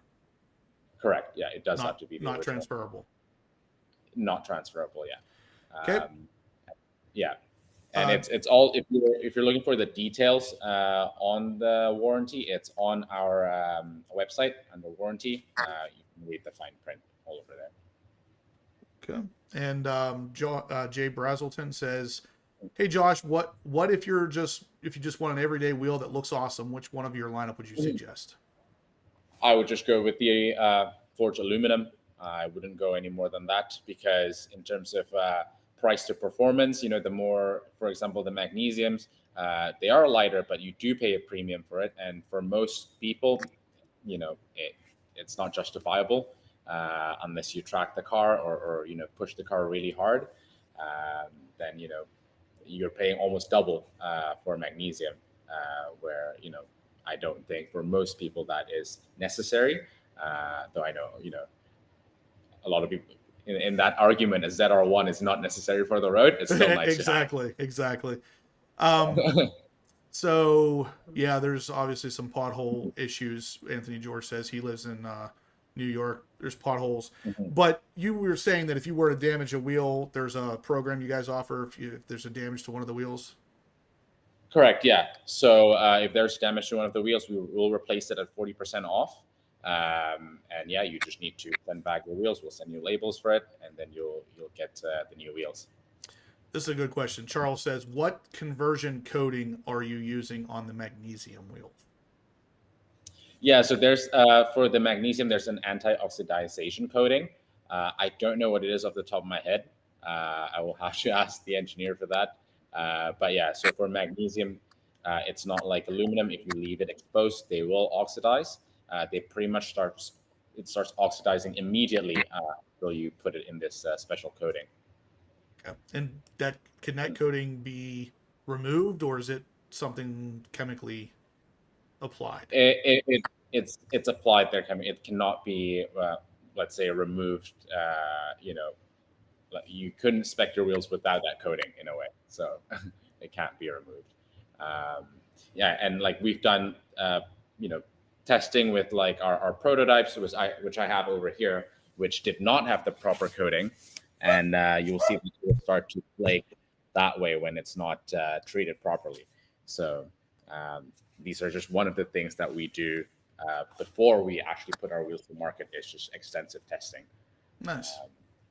Yeah. Does that wheel behind you, does that have a color on it, or is that just like pure magnesium? This one does have color on it, which is the color that is peeling. So this is one of our test wheels. These are actually the wheels that we did our structural testing on. and as well as our sort of track testing on. So this was on a Porsche 911 Carrera T, which was tested in Florida, up in Sebring and Homestead racetrack. We pretty much had a former pro car driver, just like we gave them the wheels, do your best, do your worst, pretty much, beat them up as much as you can until it fails. So he was able to actually do that, push this to the point of failure, which it's really hard to see here, but there is a micro crack in one of the spokes. And then, we take all that data and then, we try and make improvements on that. And that's kind of like where we are at now. When you see the MG01 that you buy, those have gone to iterations and like they have been tested to that point of failure, which is, one of the reasons why, we are more expensive than perhaps other magnesium options you see on the market. But this is kind of built into the cost of the wheels. Okay. Professor Corvette says, do magnesium wheels have a top speed rating so they aren't driven too fast, heat up, and start on fire? No, they wouldn't. There's no sort of like limitation on that. The only sort of disadvantage with magnesium is, unlike aluminum, they're stronger, but they're more rigid, so they don't bend at all. When magnesium fails, it cracks, which is why it's super, super important to like do these testing and figure out where the weakness are. And another thing is you cannot simply take an aluminum design and then just make it out of magnesium. It may work for some models, but it just doesn't work that way. Okay. Question I'm getting here, was your MC3 wheel deliberately inspired to look like a retro Ferrari wheel, or was that similarity pure coincidence? We do not have a wheel called the MC3. I think he might be referring to the MG03 maybe. I'm not sure what the MC3 is. Yeah, MG03. Let me just look that up. Sorry, what was the question again? Was it inspired by retro Ferrari wheel? Yeah. No, the MG03 is just an 11-spoke wheel. So it's just one of the sort of, I would say, a bit more boring design, but from an engineering standpoint, that's an optimal way to build a wheel. So it's just 11 spokes, straight spokes on a wheel. Oh, I think I see what he's confusing you with somebody else. That's a good question. Do magnesium wheels take well to ceramic coating? I would imagine that should be okay. Yes. Okay. Yes, they do. Yeah. We actually recommend it for ceramic coating. So if you do track the car hard, and let's say you were to go off track, hit gravel, last thing you want is like, getting chips on the magnesium wheel, because if it does go through the clear coat, the powder coat, and the coating, you might run into some issues there. So I would strongly recommend getting it ceramic coated. Anthony George says, what is your favorite design personally? Personally, I do like the MG01. That's the one I personally have on my car. So I'm a bit biased to that. I do track my car a lot. So this design is one of the more sort of like efficient designs in terms of like weight and strength. So I do tend to go for more of the motorsports looking one. What kind of car do you have? I have a F82 M4. So. Okay. And did you notice a pretty big difference between stock wheels and then putting on those magnesium wheels as far as performance? Yeah, definitely. Yeah, we're actually currently doing testing on my car. So we're just doing comparisons, exact same spec, same offset of a flow form wheel versus the magnesium wheel. So we should have more data on that around end of August, I'd say. Okay. Anthony George asks again, what's lead time for a typical wheel? Typical wheel, like the fastest lead time would be our monoblock wheel, so the one-piece wheel. You're looking around 7 weeks, give or take. It is currently the busy season in the summer. Everyone's looking for wheels. So in the winter months, it could be faster than that. Fastest I've ever seen one go out was probably like 3 weeks. But obviously, I like to, I don't want to overpromise. I'd rather, over deliver if anything. Yeah, perfect. Is the U.S. lead time faster than the China lead time? No, it is longer. It's longer. Wow, that makes no sense. It But is longer. Yeah, by quite a bit actually. So that one of the few reasons why is because in China people work the weekends. In the US, we don't. If I were to pay for overtime for our guys in the US, that's costs a lot more. So that's one of the reasons why. Also, the facility in the US is not as big as the one in China, just due to cost. what are the pros and cons of 1-piece, 2-piece, and 3-piece wheels? Good question. So 2-piece and 3-piece, I would say it's more for show. There is no sort of benefit to it. The 1-piece will always be lighter and stronger than the 2 and 3-piece. 2 and 3-piece, I would say, if you like the look, you're not, really tracking the car, or maybe you only go to the track once or twice a year, you're not really chasing lap times, yeah, go ahead and get the 2 and 3-piece. Okay. This question, I'm going to kind of sum it up in a way that says, do you guys do custom wheels? Like if I were to say, hey, can you make this design? Could you do that? Or are you kind of limited to what's on your website? No, we actually do custom projects all the time. Most recent one we did was for a Ford GT40, a resto mode for that. You'd have to email us with that. We do have certain limitations to custom design. If you gave me a design that belongs to another company, I wouldn't do it. So one of the few rules we have is if it's a reproduction, it has to be like an old wheel that's no longer in production and you can't buy it from the original makers of those wheels, then we'll do it. But if, let's say, you were to come to me and like, hey, I really like this HRE wheel, can you make it? We won't do that. Okay. So the question was, can a wheel be designed with a asymmetric design pattern? And what comes to mind for me is that wheel that I had from you at Carlisle last year, which was half cut out and then the other half wasn't. I can only imagine trying to balance that thing, but I think it's that one over there. Yeah. To a certain degree, yeah, not to that degree for sure, Right. because you still need to balance the wheel. It would have to depend on the wheel. Like the one we built for the GT40, it has these sort of like aero fins. So they are not fully symmetric, but they're still they will still balance. Yeah. Mm-hmm. All right, so guys, any other questions for Josh here while he's here? We had a couple good ones in there I didn't even think of, so thanks for that. But anything else you guys have for him? Obviously, he's going to know more so than me how these things are made. I, of course, have nothing but good things to say about the set of wheels that I have because they're just absolutely incredible. The second I put those on my car is whenever the car literally entered into what I call supercar status. It literally just changed the entire look of the car, and it was amazing. But obviously, the quality of your wheels are far above the majority of wheels that I've had any experience with. So, really good stuff. Yeah, thank you. I'm glad you guys noticed. It's really hard to sort of like tell the quality of the wheels until you see it in person. You see the finish. You see you talk a bit about the wheels, and you know what goes into making these wheels. It's not simply just a design, then we just CNC machine it. There's a lot of development that goes into making a wheel, and those are just some of the costs that is not immediately noticeable.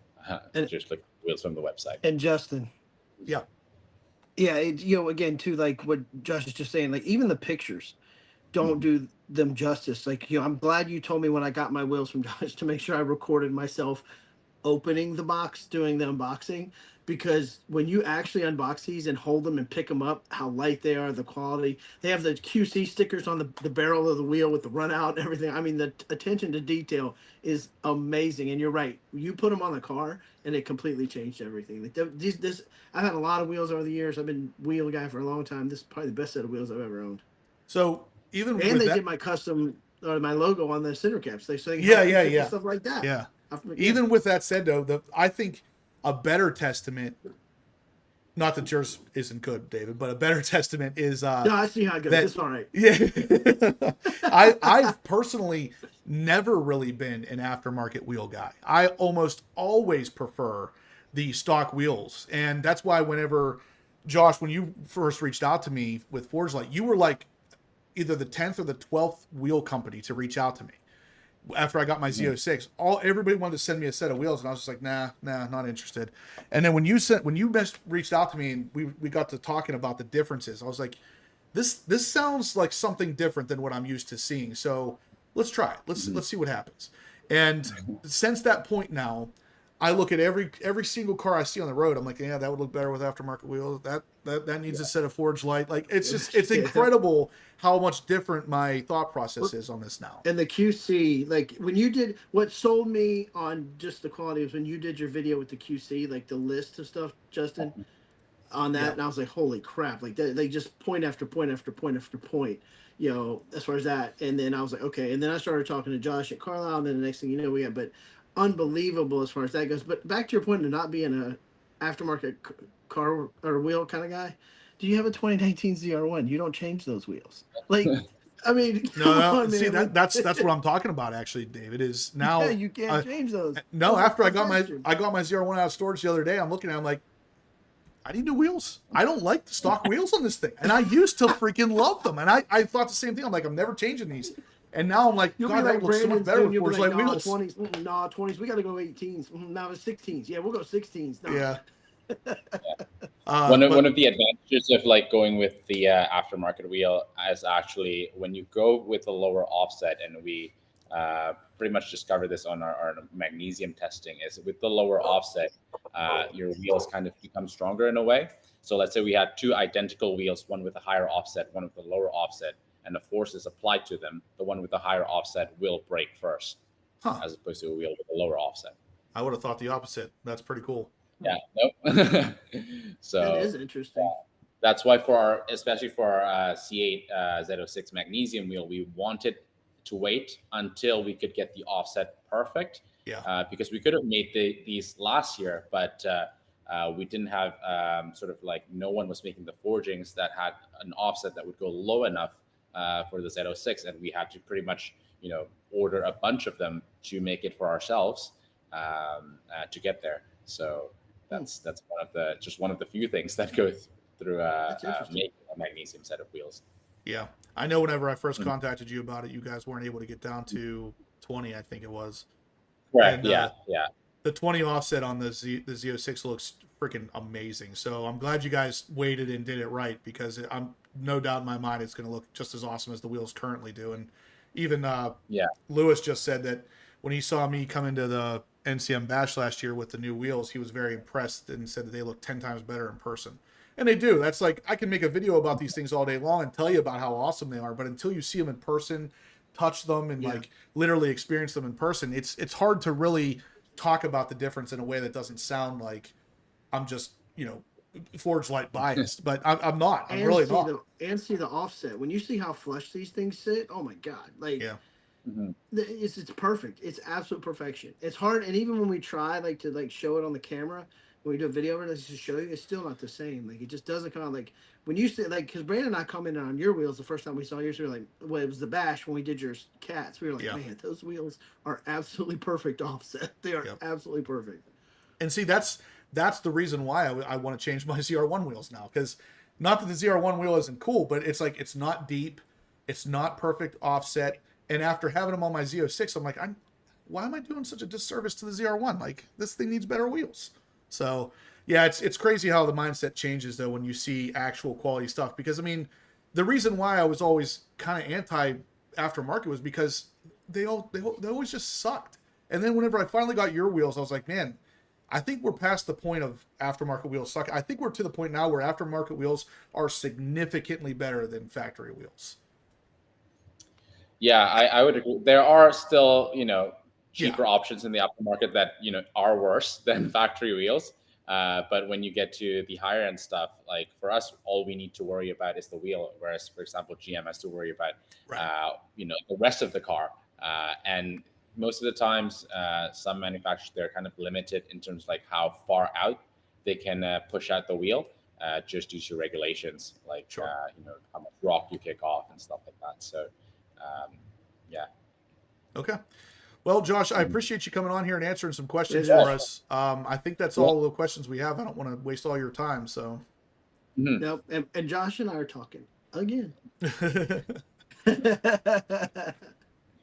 all right, Josh. Yeah, if you get any more questions, just put them in the chat. I'll try my best to just answer them on that chat. But yeah, nice. Thanks for having me here, guys. Yeah. Thanks, Josh. Thank you. Yeah. All right. See ya. Yeah. All right, guys. So that was Josh from forgelite. Obviously, he's a wealth of knowledge because, you know, he works there, but has all kinds of stuff to say about the wheels. Of course, David and I have firsthand experience with these things. We can tell you all day long that they are fantastic quality, that you should get a set, blah, blah, blah, blah. But really, until you see them in person, it's going to be kind of tough for us to tell you this because it, you know, we could show you and everything, but it's just not the same as seeing them in person. So if you come out of Carlisle, you'll get to see them in person. And I'll tell you what, right after you see them, you're going to want a set. They are literally that good. Yeah, I was like you, I had no interest in changing the wheels on my Z06 until I saw yours at the Bash 2 years ago. Yeah. And like I said, Yeah. I'm in a different mindset now than I was, I don't know, what, 2-3 years ago, whenever I was really doing a lot of content with my C7 ZR1, because I was under the same thought, like, I'm not changing those wheels. Those are ZR1 wheels. I'm not changing those. Right. But now I look at the car and I'm like, man, like it looks good with the factory wheels, but it could look so much better with a set of wheels that's actually built to fit that car. Like the offsets matter, the colors, the shape, like it would be better. Yeah. And I mean, you know, like, again, you work a lot with Josh, but, you know, I mean, I'm out here saying the same things. I mean, I paid for my wheels, guys. I mean, I saw them on Justin's. I met Josh at Carlisle. We started talking back and forth. We worked out the specs, and, you know, I paid for mine. I'm not sponsored. I mean, it's not a sales pitch. I'm just telling you how good they are, man. That's it. So again, guys, you can get $1,000 off a set. So Professor Corvette asked if they make giveaway wheels. They don't make giveaway wheels, but you can take $1,000 off. And yeah, Ken, I did get your Venmo. I got everybody's Venmo, everybody's super chat, all added up to this point. So you guys are all factored in, unless you want to get in on it now. Up until this point, I've got everybody added in, so you're all good. I am going to get the members free entries here in a second, but until then, I'm going to give you guys 3 minutes to get in on the giveaway, and then afterwards, I'm going to tell you the special word you have to put in for members to get your free entry. So if you're interested in getting in on this, and you really should, guys, it's $1,000 you could win. And as of right now, we got 1, 2, 3, 4, 5, 6, 7, 8, 9, 10 entries. So with 10 entries, your odds of winning are still pretty good. Can I guess your word that you're going to use, Justin? Can I guess it? Write it down and then hold it up afterwards. Okay. Probably wrong. It's okay. I love it. You're right. You're writing way too much, so you're definitely not guessing it right. No, it's only 4 letters. Yeah. If you didn't just give it away. How did it take you that long to write 4 letters? I can't see it. I'm having to rewrite it because my daughter's like 10. That's hilarious. Let's see.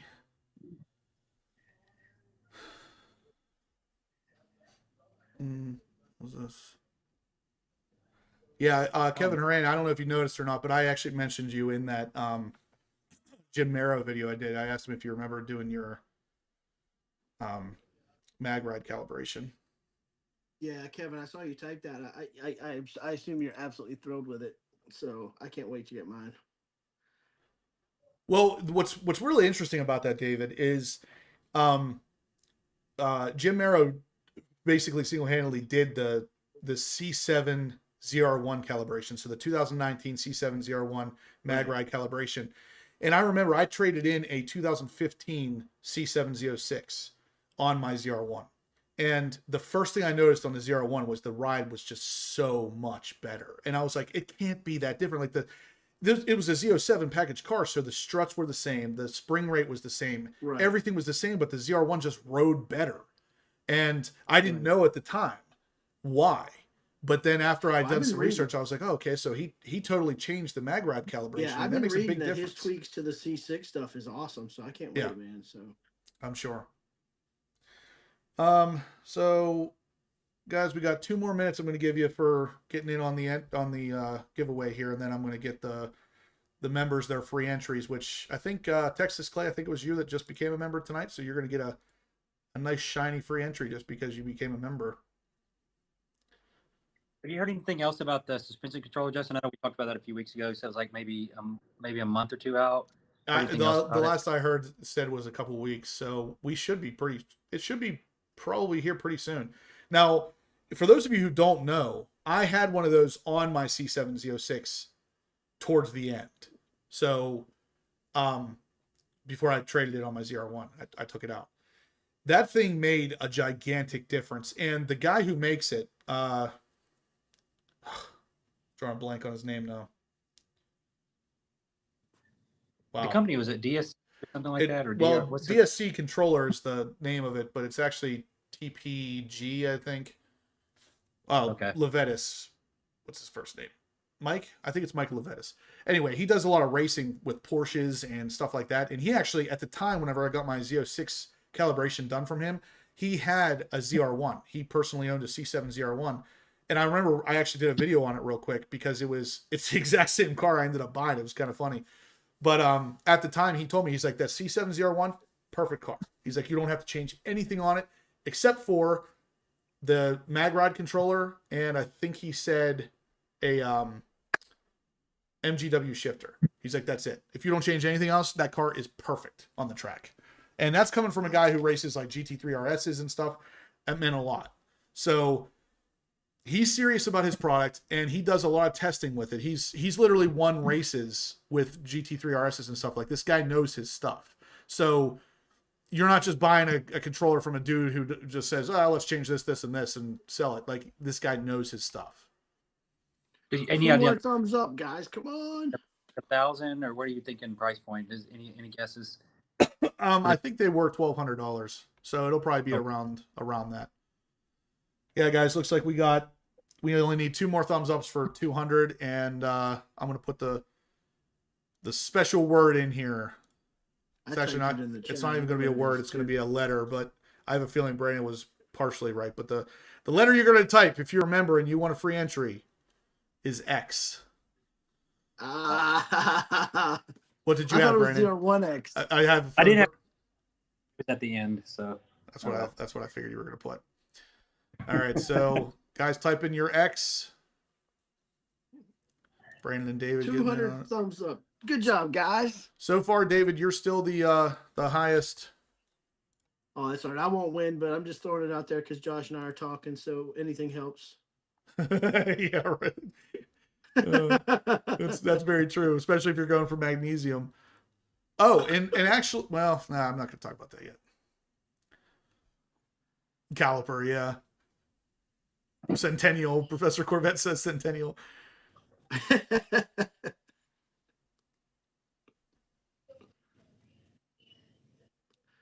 I love it.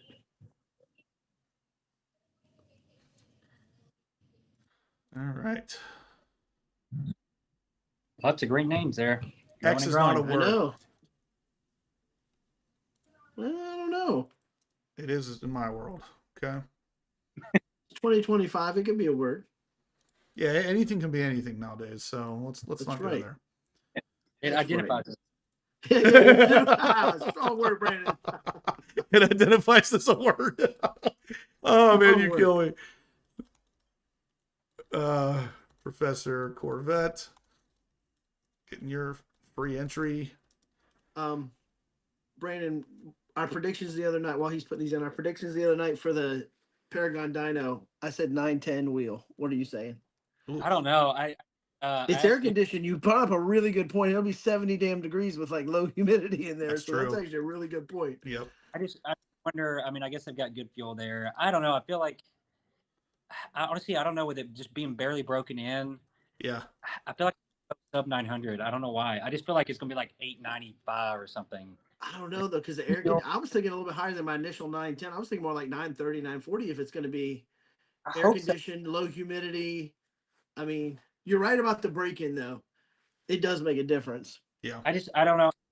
Maybe he stops at like a Walmart gas or something. You know, there's so many variables. It's hard. That's But true. I hope it does 9, like what you said. I hope it does 910. That'd be awesome. I think 910 would be a freaking win on so many levels, dude. Absolute win. And Steven was pointing this out too. 13% loss on 1064.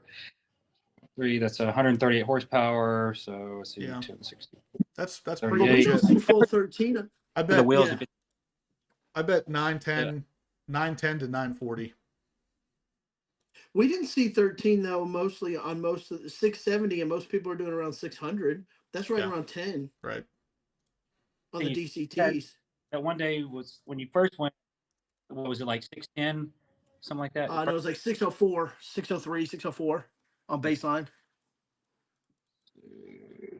Yeah, 670 times 0.3, so that'd be 87 horsepower. So yeah, I mean, it technically did over. So that would make more sense that it would do a higher number, at least. Well, From, I mean, again, and it'll be 70 degrees in there and the low humidity because it'll be air conditioned. So you never know, man. And if they put 93 in it when they get there. and Now it's here's mostly 93, another thing though. Does it read high, or does GM advertise it low? We'll say so. It's actually higher than that. It could be, and if that's the case, Supercar Ranch is saying 985. I would love to see this car actually dyno a hair over 1,000. Like even if it Well, was there's gonna be some factory 1,001, freaks. that would be exactly. There's gonna be some factory freaks that are gonna put out some insane numbers stock, but because even that, like, I think baseline our cars were about the same, but your car was always before you even started dropping weight, your car was always a little bit faster than mine. So your car's kind of a factory freak from the beginning, as far as how fast it ran. But like the dyno numbers were about the same, But your car's always been a touch faster. your car always had a little bit higher dyno numbers, I think, because of the Venturi, especially after the Venturi part. I feel like, remember there were times we went, like you were doing the high 620s at one time. Yeah. Yeah, but even like when we ran was stock like before we actually did mods, 690. really, like you were still just a touch faster, I think it's So, but probably there's just a gonna be weight some thing. dang- Plus, There's going to be some 960 cars out there that are going to do it. I guarantee you that. I don't know about 980s, but there's going to be a couple cars drop some 960s somewhere. and I'm trying to remember, does Paragon's dyno? I feel like their numbers are pretty realistic when they put out like the header videos. Like they're not the ones like the ones in Texas on like 680. Oh, no. Their numbers actually on their Venturi actually lined up with what we got Yeah, on so I injecteds. don't think they got a Yeah. hero dyno over there. So Yeah, No. their dyno's really close to what we were getting or what we always see on injecteds. So it's pretty close. Yeah, and if you think about it, they're a pretty like third party enough that it doesn't really affect them if it reads high or low. Correct. So they're going to give it to you as straight as possible. Oh, yeah. All right, I think we're will say ready. this, right? Not the Venturi. Like, Oh, they came dude, out you Sorry start about modding this, I can't wait. I'm gonna have to save 10 grand after the ZR1 just to have in my pocket for mods. Like, With how much I have in my Z06, I have about 70 grand into that car. Imagine that on top of 220. I mean, you're at a $300,000 Corvette yeah, with mods. exactly. Like, jeez. But I'll tell you what, Well, the Brandon's up there. just if anybody wants to know, the ZR1 for me for C8 is Endgame. Like, I don't care what comes after the ZR1 in the C8 lineup, I'm not getting it. Like, the ZR1 is my car. That's as far as I'm going. And I've gotten this question a bunch. Justin, now that the ZR1X is announced, are you going to cancel or are you going to go to that instead of the ZR1? No, I'm not a big fan of the hybrid stuff. I want a ZR1, no hybrid stuff for me. So with all that said, let's spin this wheel. We've been on here for a little longer than we should have been tonight. So I'm going to go up to the top and hit shuffle. Again. Okay. That way there's absolutely no way anybody's like, oh, okay. It's been shuffled. So here we go. Spinning the wheel. I'm looking for my tiny little box. It's tiny because David's got 41 freaking entries in there. Yeah, I still won't win though. See?